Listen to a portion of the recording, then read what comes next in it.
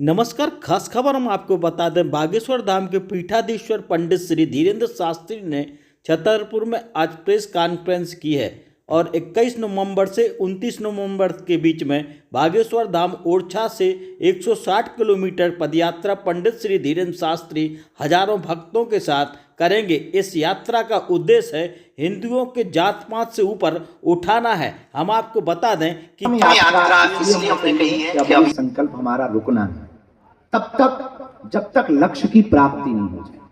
लक्ष्य हमारा सिर्फ इतना है, जात पात में बटे हुए हमें हिंदुओं को एक करना। एक बात हम पहले ही आपको क्लियर कर दें, यह शोभा यात्रा नहीं है, पद यात्रा है। इसलिए आज ही हमने, जब हम मंच पर चढ़े तो हमने कहा भी था, और आज ही गाड़ी में तो नहीं पर प्रातः काल हमारे मन में गुरु प्रेरणा से जो विचार आया था, पूर्व में भी हमने एक दो बार विचार किया। हम आपकी मीडिया के माध्यम से बाकी बातें तो हम बताएंगे कि कौन कौन आ रहा, कहां जा रहे हैं।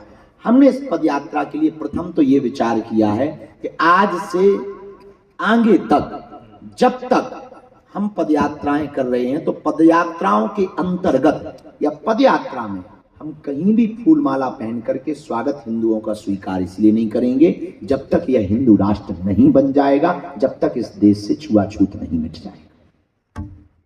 तो देश आजाद हुआ था, इसलिए अब हम फिर प्रार्थना करना चाहते हैं। हम भारत को बांग्लादेश नहीं बनने देना चाह रहे, इसलिए हम हिंदुओं से प्रार्थना करेंगे। ना तो हमें राजनीति करनी है, एक बात स्पष्ट कर दें, ना हमें नेता बनना है, ना हमें सांसद बनना है, ना हमें किसी पार्टी को वोट दिलाना है।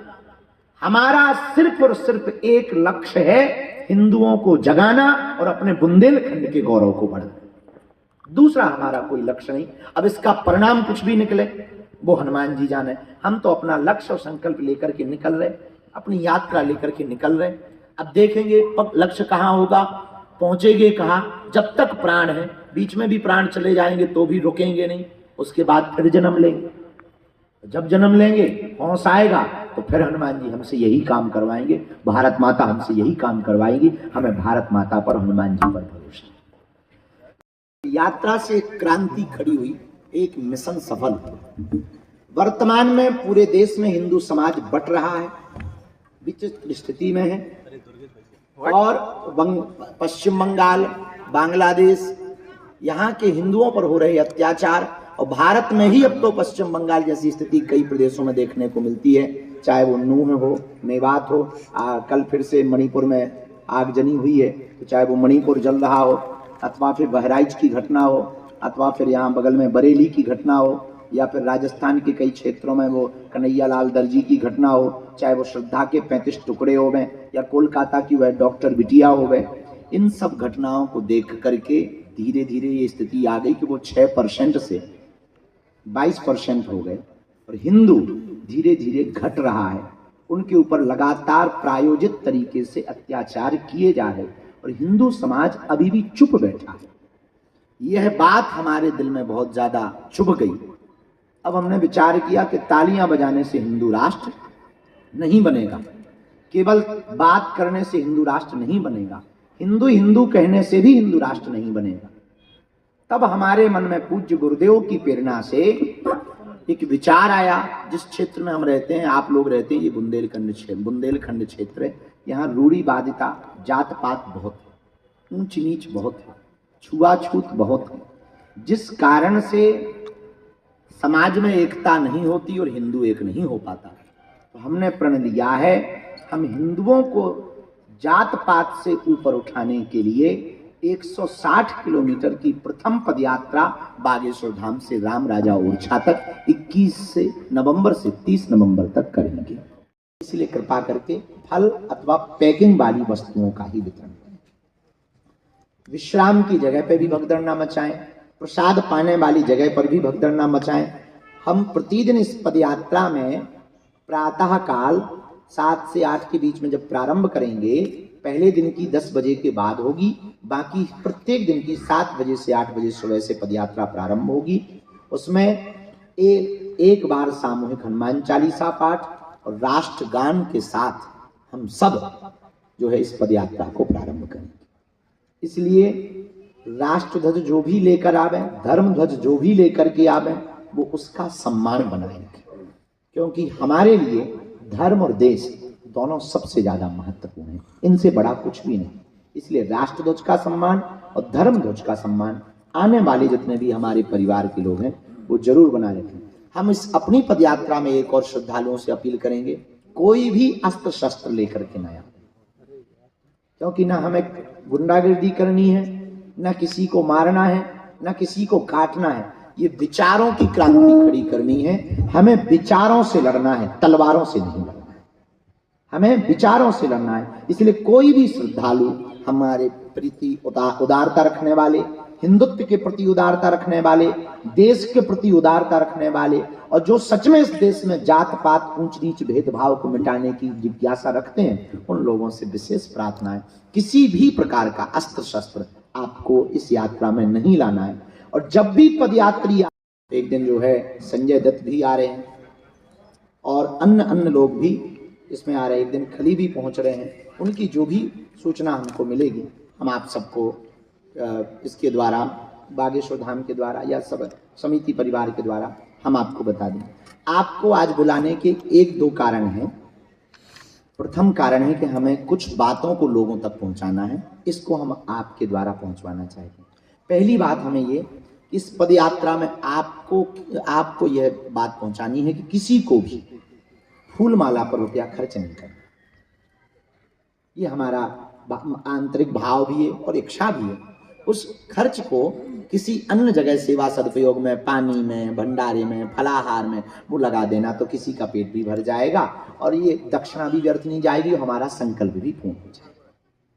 दूसरी बात, इस पदयात्रा में छोटे बच्चे, वृद्ध और बीमार जनों को नहीं आना। वो घर बैठ करके ही बागेश्वर धाम चैनल से, यूट्यूब, टीवी जो भी चलेंगी उनके द्वारा, आप सोशल मीडिया के द्वारा इस पदयात्रा में हनुमान चालीसा पढ़ के घर से ही सपोर्ट करके अपने आसपास छुआछूत, ऊंच नीच, भेदभाव जो बीमारी है ये ना बढ़ने पावे, उसके लिए घर बैठ करके संकल्प लिए। तीसरी प्रार्थना, जो भी आवे उनको रबड़ के जूते चप्पल पहन करके ही आना है ताकि पैर ना कटें और आपको कोई कष्ट ना होवे, क्योंकि जितने भी लाखों लोग आएंगे उन सबकी जिम्मेवारी हम सबकी है, तो उनके स्वास्थ्य का और उनका ख्याल रखना हमारा परम कर्तव्य है। तो जूता चप्पल पहन करके आ सकते हैं। अब किसी की अपनी भावना है तो वो अपने भाव से, फिर आपकी अपनी निष्ठा है, निजी निष्ठा है, पर हमारी तरफ से आपको स्वतंत्रता है, क्योंकि अभी यात्राएं रुकनी नहीं। एक ही बार में तुम्हारे पाँव में छाले पड़ जाए तो दोबारा में क्या कर। आगे बात यह है कि इस यात्रा में जो भी पहुंचे, भगदड़ की जगहों से बचें, भीड़ भाड़ की जगहों से बचें। स्वागत देने वाले, अथवा पहली बात तो स्वागत की अपेक्षा नहीं है, हमें तो भिक्षा देने, और भिक्षा में हमको जात पात मुक्ति की भिक्षा चाहिए, ऊंच नीच भेदभाव की भिक्षा चाहिए। फिर भी आने वाले जितने श्रद्धालु हैं उनके प्रति आपके मन में उदारता है और कुछ प्रसाद पवाना है तो कृपा करके बंद पैकेट के ही कुछ चीजें, पार्ले जी हो गई या नमकीन हो गए, ऐसी बंद चीजें पैकिंग या फल हो गए, उसी को वितरित करवाएं। खुली हुई चीजें, बनी हुई चीजों में कई बार विशेष प्रकार के षड्यंत्र, तो भूल ही मत जाना कि भैया हम सब हिंदू एक हैं, और इसका स्लोगन है जात पात की करो विदाई, हम सब हिंदू भाई भाई। इस बात को आपको सबको बोलते हुए जाना है ताकि लोगों में एक विचारिक क्रांति प्रारंभ हो सके। क्रांति बहुत देर से काम करती है, रुक करके काम करेगी। भारत में हिंदू तो कुंभकर्ण के बाद सोया, तो वो तो स्वाभाविक है, और ज्यादा देर लगेगी। यहाँ जगाने के लिए बहुत प्रयत्न करने पड़ते हैं, लोग बैंड बाजा से नहीं उठते हैं यहाँ, तो पदयात्रा से तो बहुत देर से उठेंगे, धक्के खाएंगे कुछ लोग तब उठेंगे, कुछ लोगों के घर में लव जिहाद हो जाएगा फिर हिंदू उठेंगे, कुछ लोगों के घर पे ही कब्जे जब विधर्मी कर लेंगे तब कहेंगे बागेश्वर बाबा ठीक कह रहा था, कुछ लोगों के घर पर पत्थर घलेंगे, जैसे अभी छतरपुर में एक कांड ऑलरेडी हो ही चुका है। अब विचार ही कर लो कि जब जो है प्रशासन के ऊपर उन्होंने कर दिया था तो निश्चित है हिंदुओं के घरों पर भी होगा। उसके बाद फिर कुछ हिंदू जगेंगे, थोड़ा देर से जगेंगे पर जगेंगे, लेकिन हमने बिगुल फूंक दिया है, हमने नहीं फूंका, गुरुजी ने फूंकवाया है। हमारा उद्देश्य सिर्फ इतना है, हिंदू समाज बच जाए। आज इजराइल इसलिए लड़ रहा क्योंकि वो अपनी संस्कृति, अपने कल्चर को बचाना चाहता है। हम लोग चुप क्यों हैं? हमारे पास में अनेक हिंदू बाहुल्य देश थे, सूरीनाम, इंडोनेशिया, फिजी, मॉरिशस और नेपाल तो हिंदू राष्ट्र ही था, अब वो चला गया। एक भी देश हिंदू राष्ट्र नहीं है। भारत में ही हम लोग अल्पसंख्यक नहीं थे, पर वर्तमान में लगभग 7 से 8 प्रदेशों का आंकड़ा अगर कोई बारीकी से चेक करके जांच करके लाए तो लगभग आप 7 से 8 प्रदेशों में अल्पसंख्यक होने की कगार पर खड़े। पूरे लोग इस देश को, जो विधर्मी लोग हैं, अल्पसंख्यक घोषित करवाकर, हिंदुओं को अल्पसंख्यक घोषित करवाकर माने। इसलिए हमने प्रण लिया है, हम हिंदुओं को अल्पसंख्यक नहीं होने देंगे। और हिंदू अल्पसंख्यक होने की कगार पर कारण क्या है?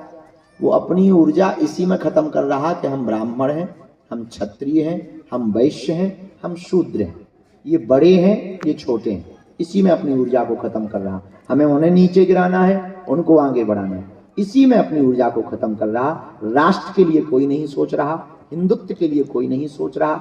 इसलिए हमने विचार किया कि हम पदयात्रा के द्वारा उन हिंदुओं को जगाएंगे। तो इसलिए जो भी पदयात्रा में चले, हमें कोई बुराई नहीं, ना भी अच्छा लगे तो घर बैठ करके ही खाना खाना, पर कृपा करके इस पदयात्रा को किसी भी प्रकार से असफल करने का प्रयत्न ना करना। और देखो भाई, अंत में नहीं तो हम लोग 2-4 दिन से लगातार बोल ही रहे कि अगर छेड़ोगे तो छोड़ेंगे। इसका मतलब ये नहीं है कि हमको हिंसा करनी है, नहीं, हम अहिंसा के पुजारी हैं। हमें तलवारों से नहीं, विचारों से लड़ना है। और हम विचारों की क्रांति खड़ी करेंगे, विचारों की क्रांति खड़ी करके हिंदुओं को एक करेंगे।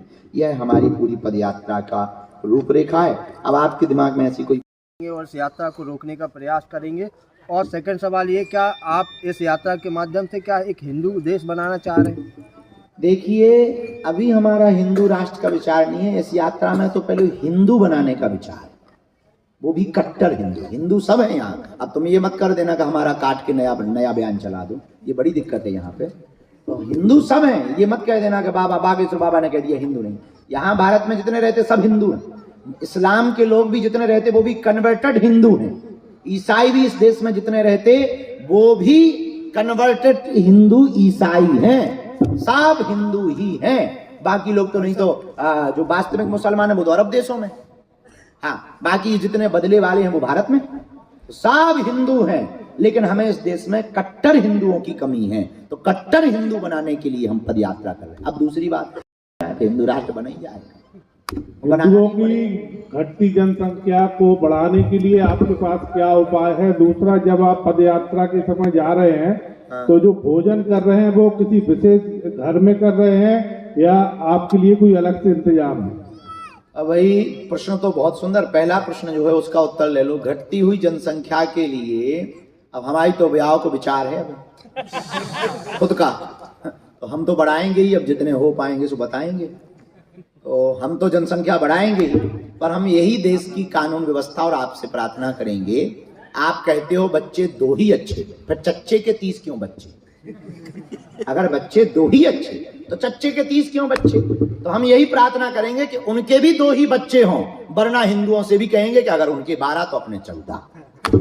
तो आप क्या दूर दराज से भी लोग आएंगे, देश दुनिया से भी लोग आएंगे, तो वहाँ पर जो लोग रुकने के लिए आएंगे उनकी विधिवत जानकारियां उपलब्ध होनी चाहिए। ये प्रश्न बहुत अच्छा है, इस पर हम आपको धन्यवाद देते हैं। जितने भी शहरों के होटल अथवा रेस्टोरेंट हैं, रुकने वाली जगहों पर कौन आ रहा, कहां से आ रहा, क्यों आ रहा, कब से रुका है, प्रत्येक जिले के होटल संचालकों को आने वाली भविष्य की घटना के लिए पूर्ववत सावधान होने के लिए उसकी पूरी जानकारी लेना जरूरी है और उनका बैग चेक करना जरूरी है। पता लगे वो जो है आगे के लिए पेट्रोल ही बम ले आप और बाबा पहले ही मर जाए, हिंदू राष्ट्र बनने के पहले काम हो जाए महाराज जी। इसलिए ये प्रश्न बहुत सुंदर है। तो हर होटल संचालकों को उनका चेक करना। हाँ जी।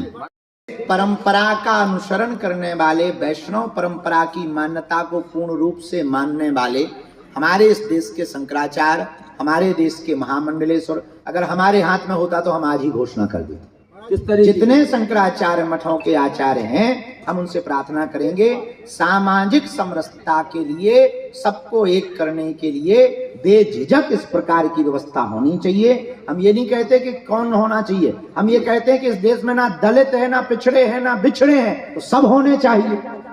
जब हम हिंदू ही बना रहे हैं तो फिर कौन इसमें दलित बच रहा, कौन इसमें पिछड़ा बच रहा? जब हम ये मैटर ही खत्म कर रहे हैं तो फिर तो सबको मिलना चाहिए अधिकार, और वर्तमान में ऐसा अधिकार सब जगह होना प्रारंभ भी हो गया है। तो हमारे शंकराचार्यों से और आचार्यों से भी प्रार्थना है, इस बात पर बहुत पुरजोर तरीके से व्यवस्था पर हम सबको समर्थन करना है कि इस देश में अब ना कोई दलित है, ना कोई पिछड़ा है, ना कोई बिछड़ा है, ना कोई ब्राह्मण है।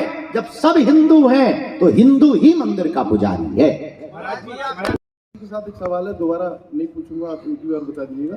पत्रकारों के लिए क्या विशेष व्यवस्था रहेगी, क्योंकि बहुत भीड़ रहेगी? हमारा भी आकलन है कि 20,000 लोग लगभग आपके साथ हो सकते हैं एक समय पे, तो हम लोगों के लिए कोई अलग से एंट्रेंस या पैसेज मिलेगा ताकि आपको आगे कवर कर सके? बहुत सुंदर प्रश्न है। पहले प्रश्न का उत्तर, देश में पूर्व में भी जातियां थी। भैया गलो, अभी गलने लगो, तुम लोगों के सामने कुछ भी गलेगा तो हमें डर नहीं है, सत्य का निर्णय हो जाएगा। हाँ, क्या बता रहे थे? देश में पूर्व में भी जातियां थी पर जातिवाद नहीं था। पर इसका अर्थ समझो पहले, हमारे देश में जातियां क्यों हैं, इसका कारण समझो। ये एक स्किल डेवलपमेंट व्यवस्था थी। कैसे? स्वर्णकार का बालक के डीएनए में सोने के आभूषण बनाने के गुण हैं, तो उसको ये कहा गया था शुरुआत में कि तुम इसी पर काम करो ताकि और परिष्कृत हो जाओ। विश्वकर्मा के बालक में गुण फर्नीचर की व्यवस्था के निर्माण करने का है, तो और परिष्कृत हो जाए, तो भैया अब तुम्हारा यही काम है। स्किल डेवलपमेंट की व्यवस्था को बड़ा करने के लिए ये जाति व्यवस्था है, बाल की भैया राजनीति चमकाने के लिए जातियां नहीं है। इसीलिए अब हमको पुनः इस बात पर आना पड़ेगा कि इस देश में दो जातियां बने, एक अमीर की हो, एक गरीब की हो। महाराज जी एक सवाल। दूसरा, वो इनको हो जान दो, कुछ भी बोल, दूसरी नहीं। कहना है इस देश में एक देश है, एक संविधान है, तो हम भी इस देश के नागरिक हैं, हम भी वोट देते हैं। या तो सनातन बोर्ड बनाइए या वक्फ बोर्ड मिटाइए। महाराज जी यात्रा हिंदू हैं जो राजस्थान में गाय की पूंछ को काट कर धर्म विरोधी हनुमान जी के ऊपर चढ़ा देते, और हिंदू कुछ बोल नहीं रहा। कौन सोया हुआ हिंदू है जो श्रद्धा के 35 टुकड़े हो गए पर इस देश में एक भी फतवा जारी नहीं हुआ हिंदुओं ने मांगने की? कौन सोए हुए हिंदू हैं? वक्फ बोर्ड की 2005 तक महज कुछ हजार एकड़ जमीन थी, आज 8.5 लाख एकड़ जमीन हो गई, फिर भी हिंदू चुप बैठा है, फिर भी हिंदू कायर बना बैठा है। वो सोया हुआ हिंदू। कौन सोया हुआ हिंदू है? जो 500 सालों से राम की लड़ाई को कोर्ट में लड़ रहा था, राम के राज्य में और राम की जन्मभूमि के लिए, और राम के ही भगत और अपने ही भगवान को जिताने के लिए कोर्ट में जा रहे हैं। कौन सोया हुआ हिंदू है? वो सोए हुए हिंदू हैं जिनके भगवान कृष्ण गीता आदर्श है, उन भगवान कृष्ण को भी जन्मभूमि में बैठने नहीं दिया जा रहा है। कौन सोए हुए हिंदू हैं? वो सोए हुए हिंदू हैं कि बहराइच में गोली मार दी जाती है। कौन सोए हुए हिंदू हैं? कोलकाता की डॉक्टर बिटिया को मार दिया जाता है रेप करके, और विधर्मी भाग जाते हैं देश से बाहर, और देश में एक भी फतवा जारी नहीं होता। कौन सोए हुए हिंदू है? वो सोए हुए हिंदू हैं जो गजवाए हिंद सुनकर के भी चुप है और उनकी जबान तक नहीं खुल रही है। कौन सोए हुए हिंदू हैं? वो सोए हुए हिंदू हैं जिसने आदर्श जैसे छोटे बच्चे, 8 साल के बच्चे, और हेमराज जैसे 9 साल के बच्चे को धर्म विरोधियों ने चाकुओं से मार दिया। हिंदू के मुंह से चूं तक आवाज नहीं निकली। ये सोए हुए हिंदुओं को हमें जगाना है। दूसरा, एक तरफ आप कहते हैं कि चाहे कुंभ मेला को लेकर भी आपने कहा है मेरे अंगने में तुम्हारा क्या काम है जी, तो क्या मुस्लिम लोग आपकी इस यात्रा में शामिल होंगे? देखिए, मुसलमान, ईसाई, यहूदी, पारसी, कोई भी हमारी यात्रा में सम्मिलित हो सकता है जिसका लक्ष्य यही हो, जात पात को मिटाने का, भेदभाव को मिटाने का, ऊंच नीच को मिटाने का। अगर लक्ष्य है तो हमारी इस पदयात्रा में स्वागत है। हमें कोई दिक्कत नहीं है। अगर ये लक्ष्य नहीं है तो फिर हम कहेंगे मेरे अंगने में तुम्हारा क्या काम है।